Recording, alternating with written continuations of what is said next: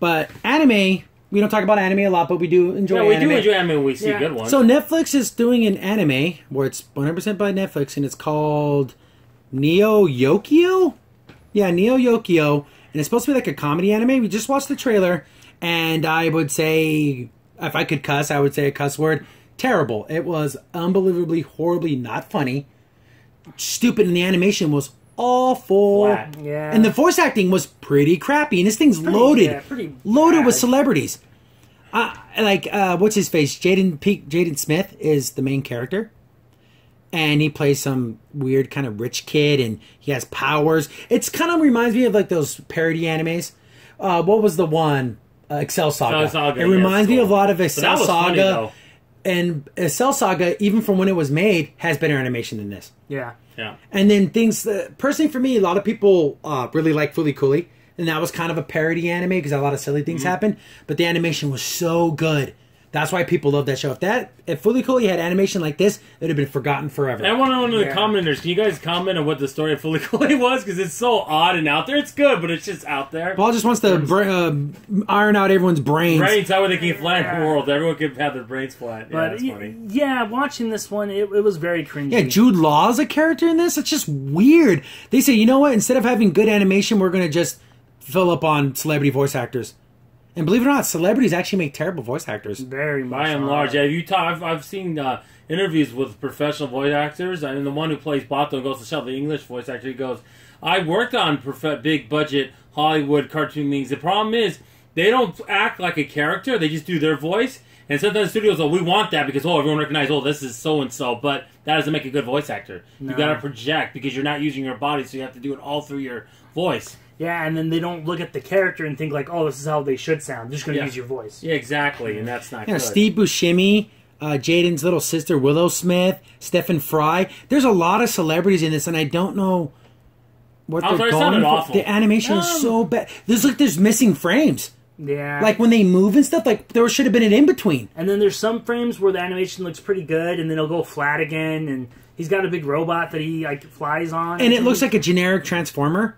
Or it looks like if a Gundam to Transformer had a baby and it has no color to it. And I mean, even Megatron had more color to him, and he was gray and purple. Gray and purple, exactly, right?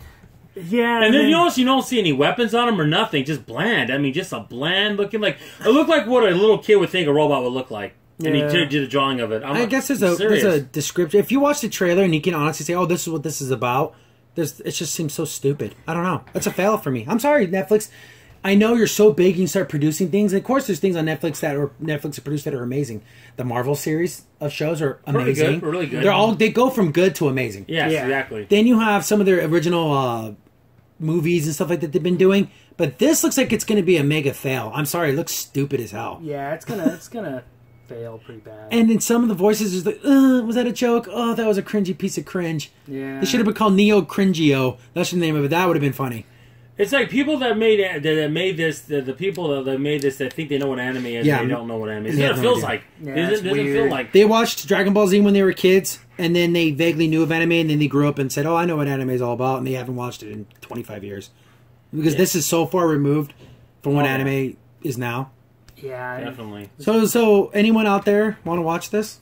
I don't think so. No, I mean, literally, I look at it. I know they're doing. I'm not too sure the exact number, but I think it's 11 more animations on Netflix. If this is like they're going to be the standard, I don't know Netflix if these are going to work. I just don't see it happening here, guys. Fix the animation. It's kind of weird too. They went with a comedy for the first one. You think they would want some action?